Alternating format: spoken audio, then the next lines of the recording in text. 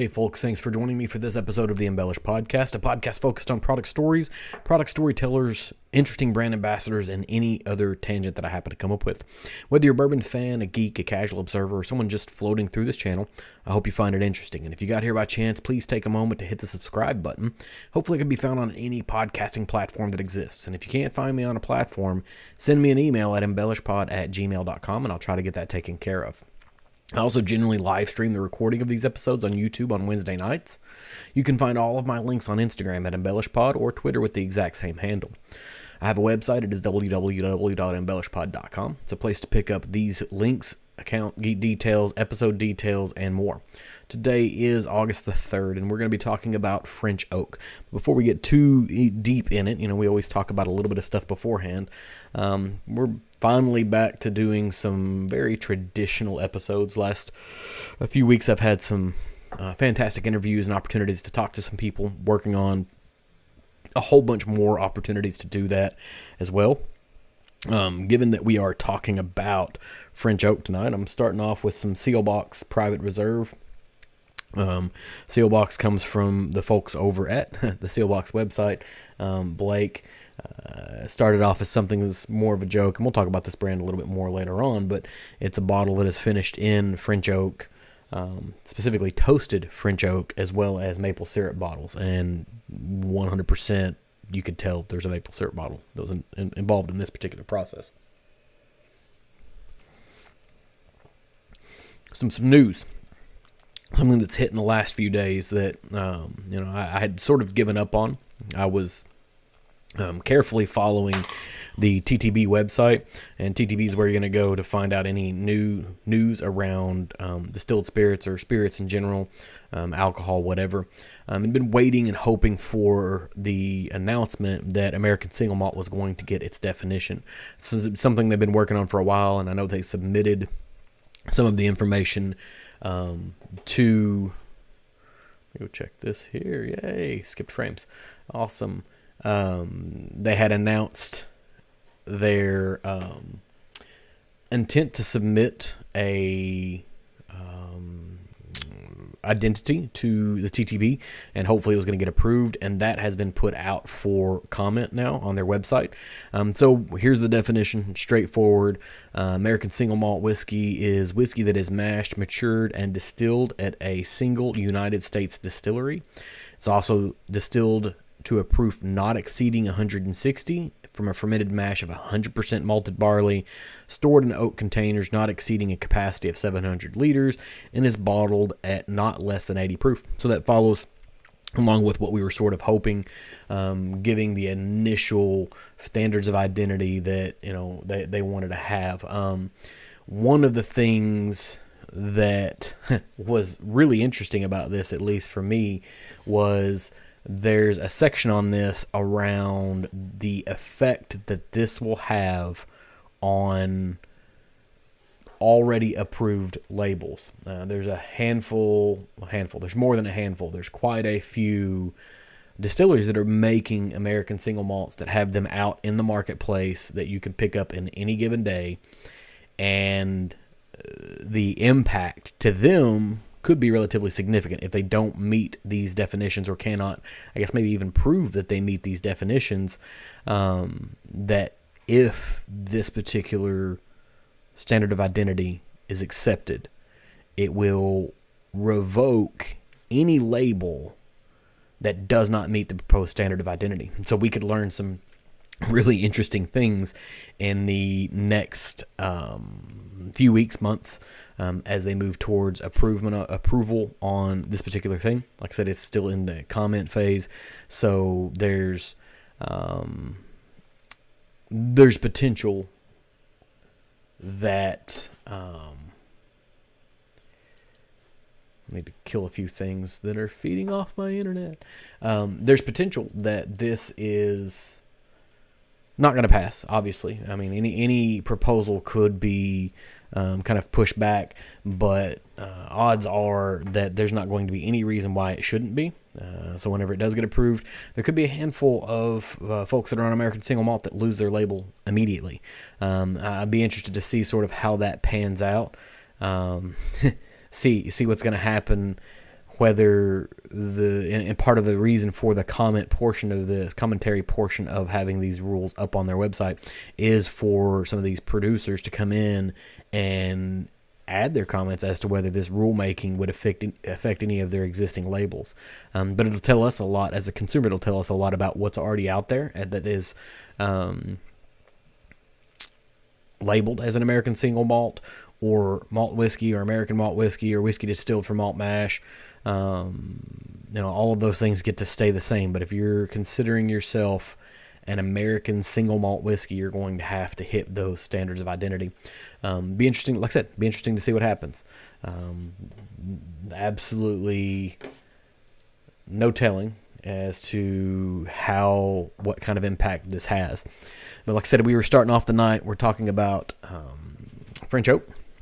French oak is, pretty prevalent within the whiskey industry specifically. Really, really prevalent in wine, and you're going to find more and more tasting notes. On tasting notes, there's this tasting note of oak, but now we're starting to see the word French oak pop up on there, and so that'll be a good opportunity to talk about what does that mean, what is the impact to you as the consumer, as a person wanting to better understand what's actually in your bottle. It would be a good time to talk about it, and so.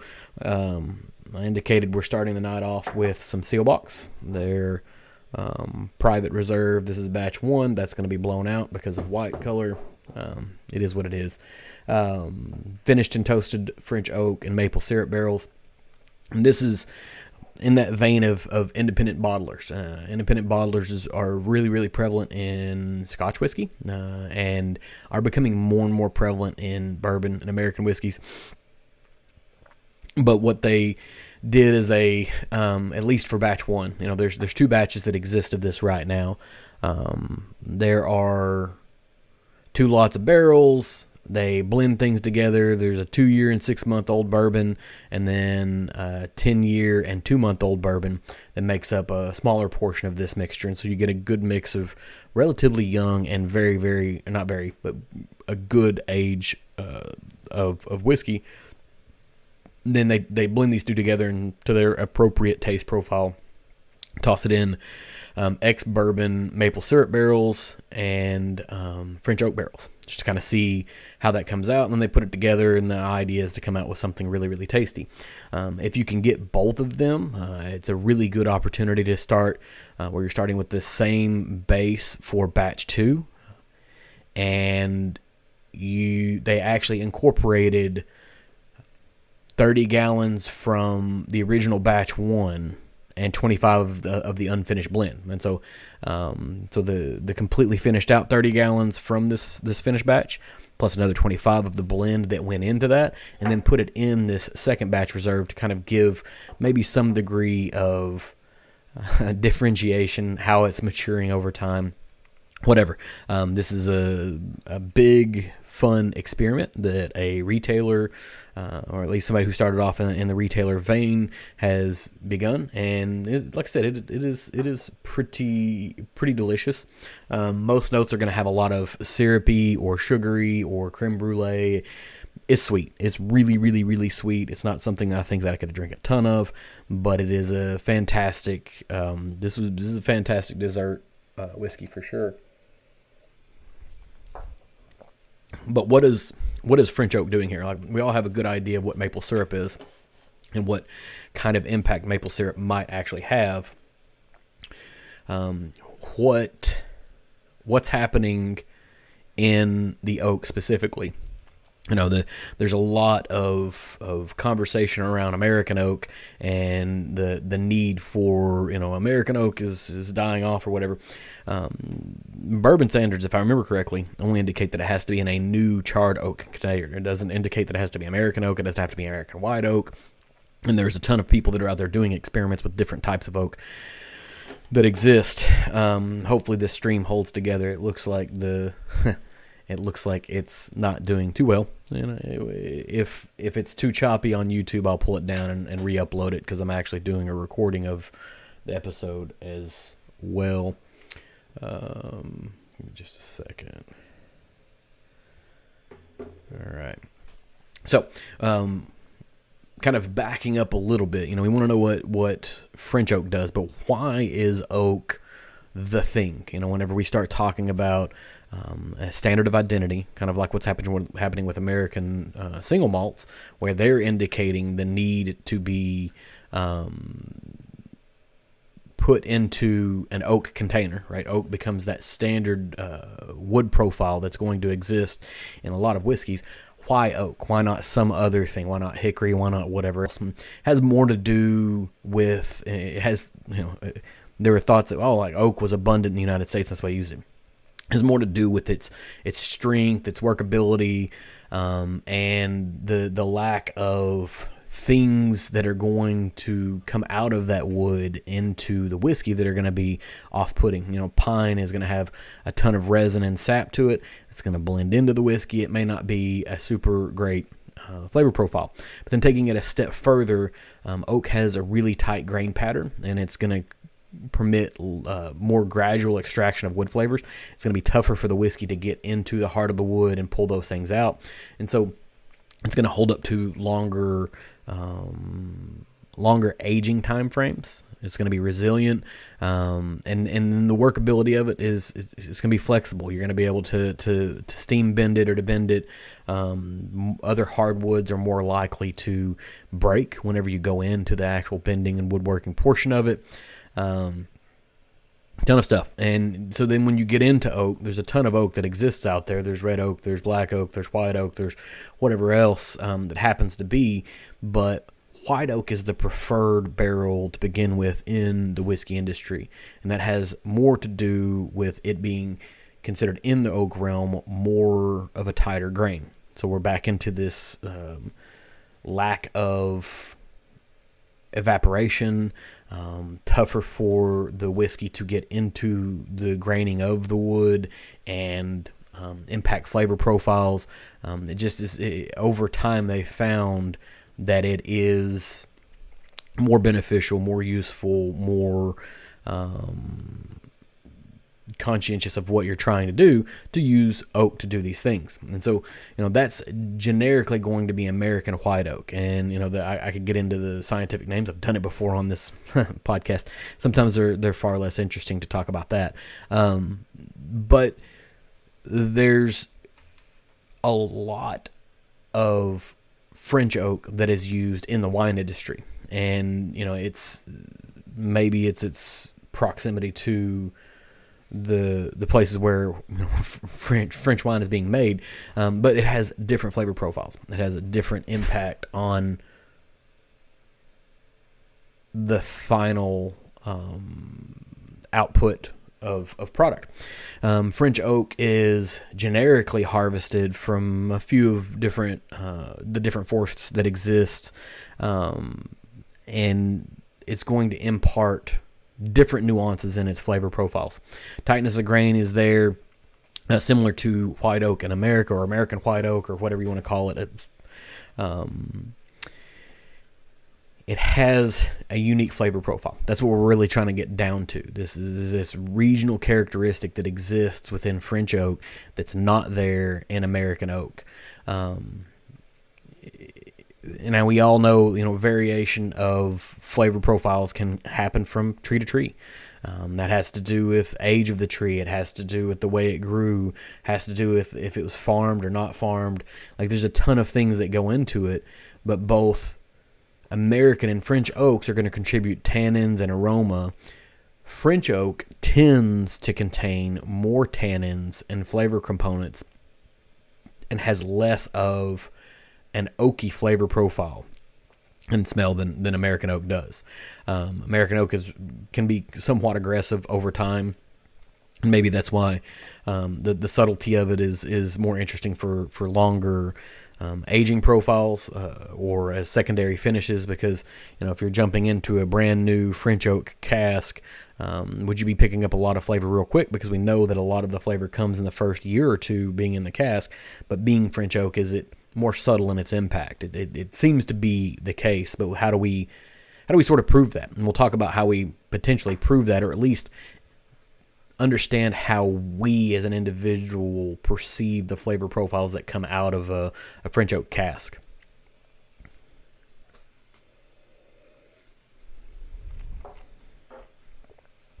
One of the other things that we've found over time is that American oak tends to contain more vanilla aromas and flavor profiles. It has to do with the vanillin compound, the vanillin content that exists within the oak itself.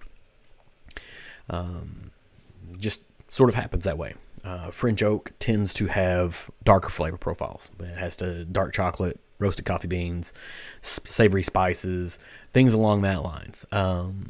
American oak, like I said, it has more vanilla, it has more coconut, and one of the things that we can pick up pretty significantly is as we think about rye in North America, it can pick up a dill flavor profile that may not necessarily be there. And what is historically thought to be the case is French oak tends to be more of an elegant flavor profile, and American oak, specifically American white oak, can be more aggressive, more assertive, but it can have... That can be because of the wood, or it can be because of the way the wood specifically is worked as well. Because you can work French oak and American oak in different ways. So, French oak is potentially and slightly more delicate than American oak is. And so when we think about how you're going to treat staves, generically, they would prefer to hand split the staves for French oak as opposed to sawing. In American oak, they cut the tree down, they start doing cross cuts, they pull out the staves, and they actually just use a saw to do everything. Whereas with French oaks, traditionally, they're more interested in splitting the staves. And so what that does is you kind of place a wedge in between the wood grain.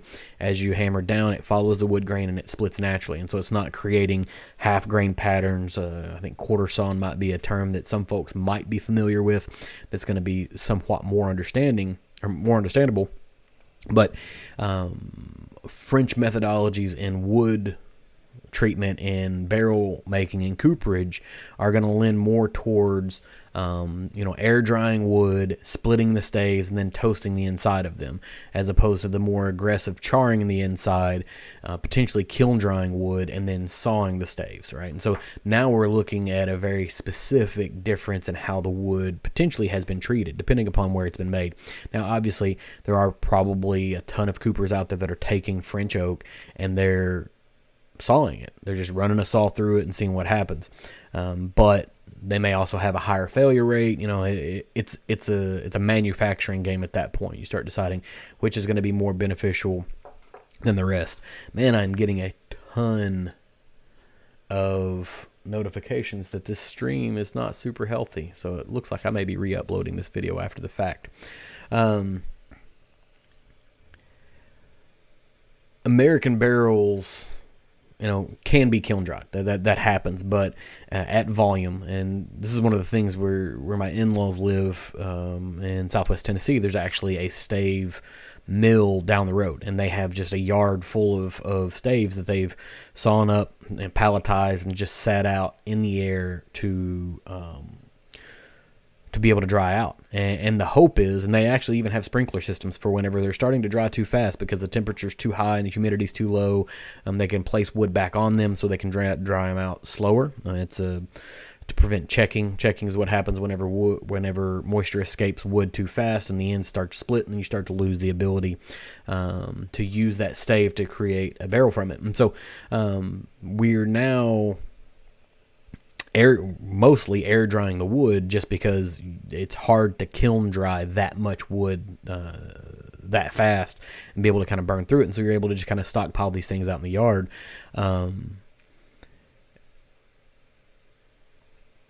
There's still some considerations that kind of go into play. And whenever you think about wood graining, maybe the better way to think about it is if you were to look at if wood grain runs up and down on a oak stave.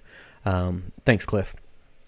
Yeah, it keeps. I've got literally 6 notifications in here that the stream health is pretty low, but I don't know. We'll see if it's going fine. It skipped frame. So maybe it's just jumping slightly. But anyways, thinking about wood, it's more like a series of straws. Whenever it's on end, whenever you see that vertical grain pattern, they're more like straws that go from top to bottom, and that's how the wood actually drinks. Like if you were just to take a bunch of straws and bundle them up, liquid goes up and down through those patterns. Well, whenever you're cutting wood, you're going to expose the ends of some of those straws as opposed to splitting it where you're going to not expose those things. So it's going to have to come through the sidewalls. And so whether it's split or sawn can have an impact on the flavor profiles. Traditionally, French tends to leak more if it's sawn than American oak will. And that has to do with the way the graining patterns happen. If it's tighter grain, if you were to cut straight down, you're more likely to cut across a grain and expose the end of that grain, which is now going to put it in a open straw type concept like I was talking about. It's a real weird thing to sort of think about. But kind of going back to the initial concept is that if we were to start thinking about terroir, right? If we were to start thinking about the impact that barrels have on wood or specific wood profiles, French oak, American oak has dill, coconut, vanilla, and more sweet spices, whereas French oak is supposed to have darker flavors, darker chocolates, roasted coffee beans, savory spices, all of those things. Now, how can we tell as consumers, is this actually happening? Is there something unique that happens, or is this just all marketing gimmick or hokum? And kind of the first place to start is find a whiskey that has been aged in French oak, one way or the other. And you'll find sort of two different approaches to that. Some folks are aging in French oak barrels, and some folks are aging using French oak staves. They'll do a finishing product. And so that's where you sort of land there is how do we figure out what is what? Now, if you're lucky, if you're really, really, really, really lucky, you might be able to come across some products from Buffalo Trace. Buffalo Trace puts out the Old Charter Oak, and it is a series of oak profiles that they're sort of testing out, and most recently they've done a French oak finish, and that not even finish, rather it is a French oak aging, and they're actually taking and aging their mash bill 1 in a French oak cask. It's not a finishing technique. It is just straight up aged in that. And if we rewind the clock a little bit, back in 2005 they actually began an experiment where they were aging in French oak barrels. And this is where they had the Buffalo Trace experimental series. They put out side by side, they put out two whiskeys, one that was aged in a French oak cask and one that was aged in an American oak cask with French heads, French barrel heads, and to see what would be the impact. And they ran it for 10 years. And so in 2015, these Buffalo Trace experimental collection things came out. You got to think, if you go back to 2005, bourbon wasn't what it is now. And so they were taking a pretty significant risk and then running that out for 10 years. So they get to 2015, and lo and behold, this flavor profile works out. What we're seeing now is that the Old Charter French Oak is doing the exact same thing. It is a 10-year-old whiskey that is aged explicitly in a French oak cask. It's the exact same stuff, and I would guess, coming from Buffalo Trace, that it is probably mash bill 1 as well. And so you could potentially pick up a mash bill 1 that is in a similar proofing concept and put it side by side. And you'd have to find something that was closer to 10 years, whatever you have to do to try to get there. Now that is incredibly unlikely. And starting with something like this seal box, which is finished in toasted French oak maple syrup barrels, we have no idea what the initial distillate tastes like, so we don't really know what is the impact. What is the impact if it was bourbon in American oak? What is the impact if it was in French oak barrels? So let's move into a way that you as a consumer actually can get there. And you can find out, and you can answer the question, is French oak something that I'm interested in? Is French oak a gimmick? Does French oak make a difference? How many times can I say French tonight? We'll see. We'll start with Davies County. Davies County is a whiskey product that you will have the best ability. Maybe only if you're in Kentucky or in close areas. It depends on distribution in your area, obviously. But Daviess County has a French oak finish, but they also have the standard offering that is exactly the same product prior to French oak finishing. And so if you're out shopping, you can find this bottle. Like I said, it's going to be washed out because it is just, it's a bright light shining on it. Happens. But they have the standard oak. They have the standard whiskey mash bill, and they have the standard their French oak finishing. And so it's a corn, wheat, rye, malt, straight bourbon blend that they then put in French oak for 6 months. And 6 months is not a ton of time, but this is a good opportunity for you to be able to take what's in this bottle and compare it directly against what's in the other bottle, and you understand where it is. And so we have the straight bourbon, then we have the bourbon that has been finished in French oak. And so you'll start to decide, hey, does this pick up any of those darker flavors that it's supposed to get? Maybe we'll get a wonderful blending of the things. You'll be able to find that it's got some dark chocolate or some more savory flavor profiles that exist. The one thing that kind of comes through for me is that I've had the standard offering and I've had this one, and I still get what I generically get out of lower proof and younger whiskeys. Is there's this white grape note that sort of comes along, but there is a dustiness. There's a musty flavor, but it's not like bad. Like it's almost like being in an old woodworking shop where there's some significantly aged wood, and so it gives it a deeper profile than maybe would have been there before. So that's sort of a good place to start. But if you want to get into like exploring the nuances of French oak, probably the second most approachable way to do it is starting with Maker's Mark. Maker's Mark, I've talked about them a ton of times, but they really invested themselves in French oak some time ago, whenever they began the Maker's 46 process and trying to understand, trying to build out a new flavor profile that was not what they had done in the past.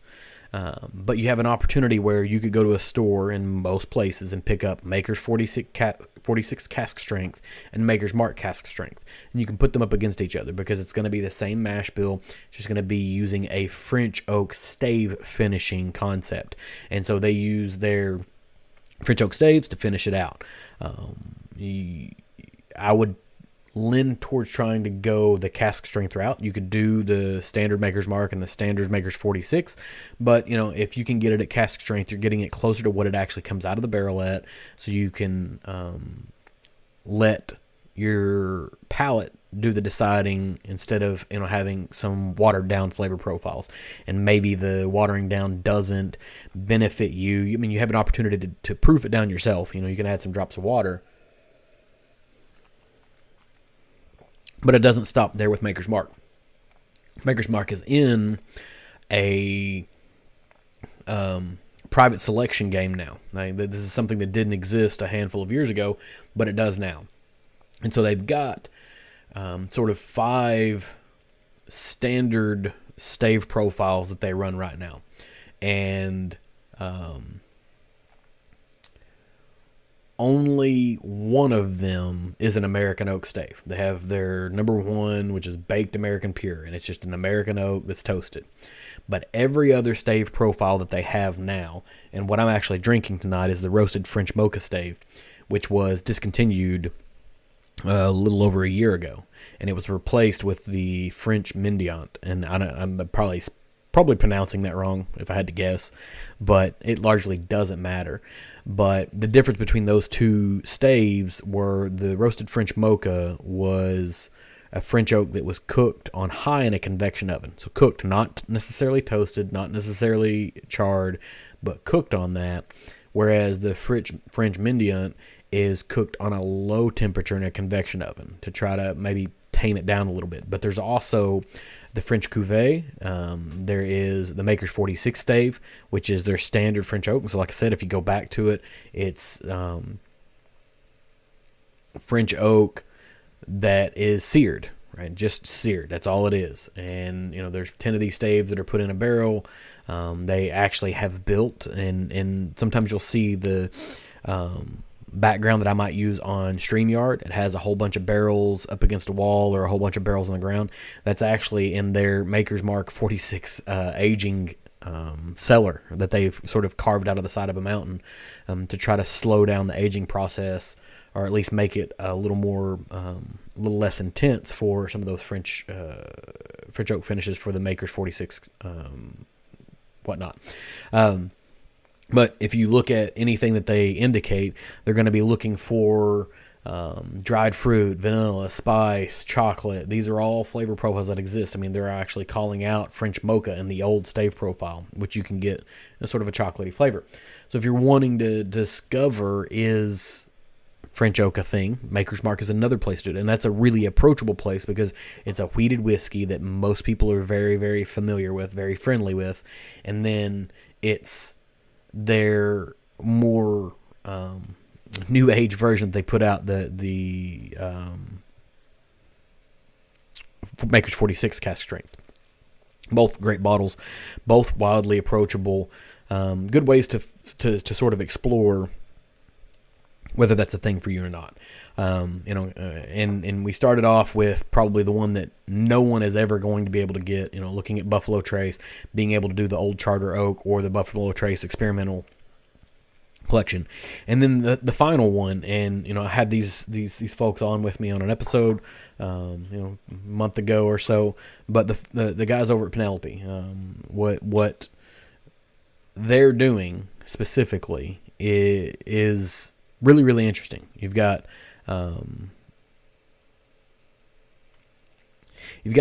Mike and Danny that are working towards kind of exploring this French oak concept, and they've got their oak scan technology that they're talking through, but they're taking their Penelope 4-grain, which you can buy just about anywhere online, and then you have the First Architect series, and they're taking the 4-grain whiskey, putting it in with some French oak staves, and they're creating a flavor profile. And on the back of every bottle, this is the thing that I really enjoyed about this, and we didn't get to talk about this, and I really hate the fact that we didn't talk about it, but on the back of the bottle here, you can see there's what's called a spidergram, and it talks about flavor profiles, and the difference between batch 1 and batch 2 exists. And so what you can see is you can go out and purchase the 4-grain, and you can get the standard flavor profile. You can figure out what they're trying to do. And then you can go potentially pick up or get a sample of Architect number 1.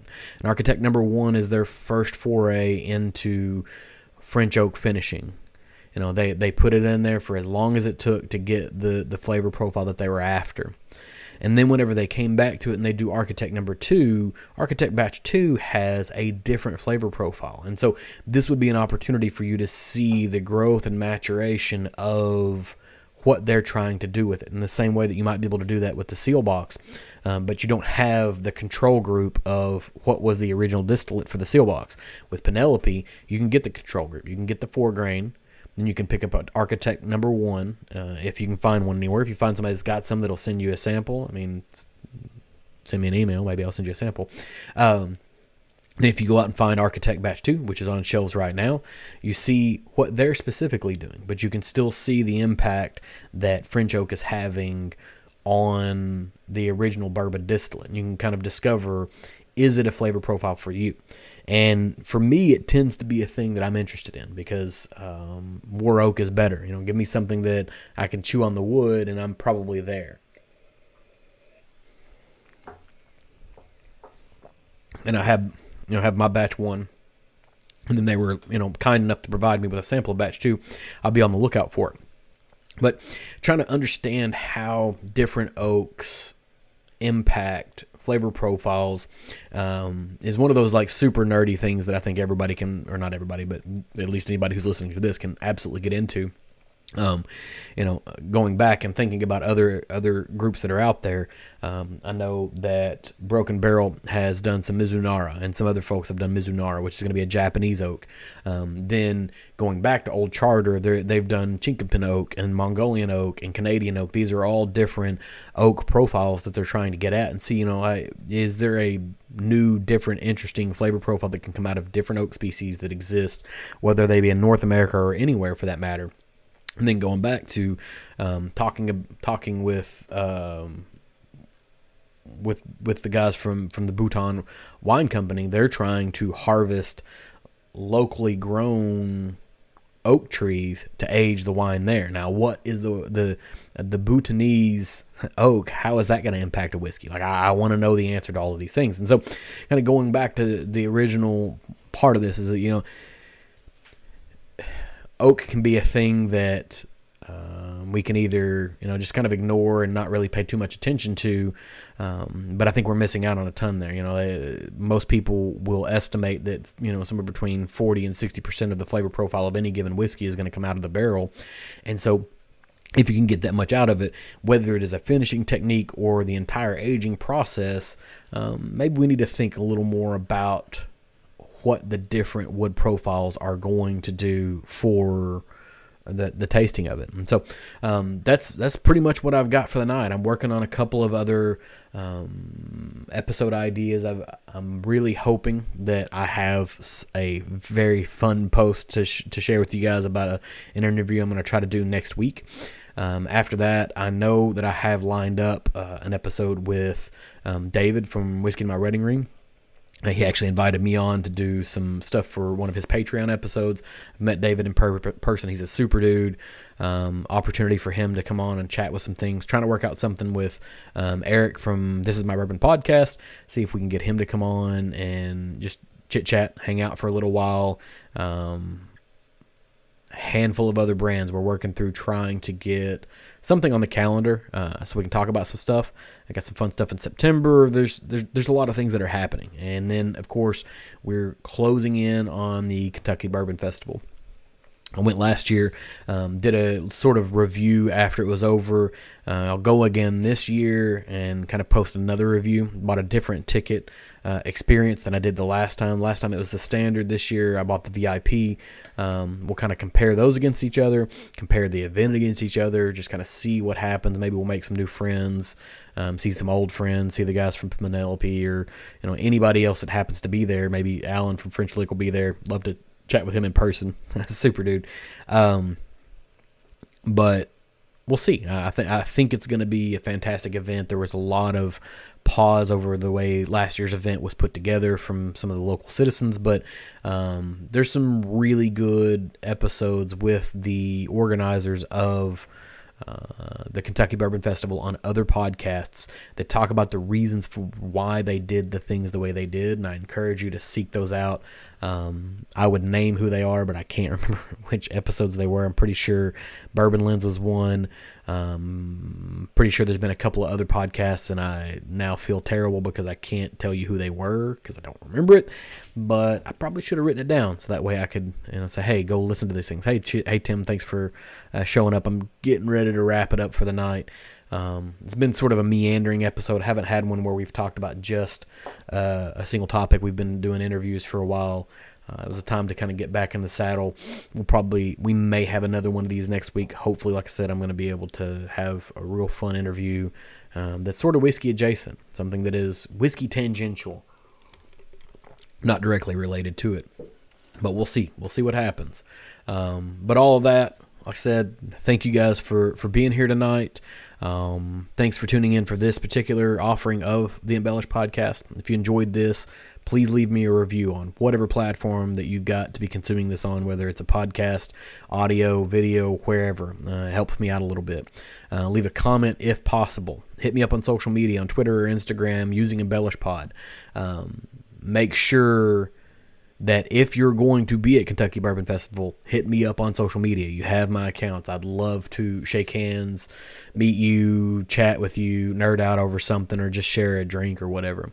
But aside from that, it's also a good place to keep up with what's going on here and what's going to happen next. What interviews do I have coming up? You can also hop over to my website. It is www.embellishpod.com. It gets updated regularly, but it's not a central place of content. It's just a good place to store things. You can go there. You can get links. You can get accounts, contact details. You can find out where I am on other social media platforms and what I'm posting there. And hopefully, as things sort of calm down, as everybody goes back to school, I'll have a little bit more time to kind of focus on making sure that I'm putting out things that people are interested in. So, thanks for being here once again. I'll be back again next week with something else. Until then, cheers, and thanks for hanging out, guys.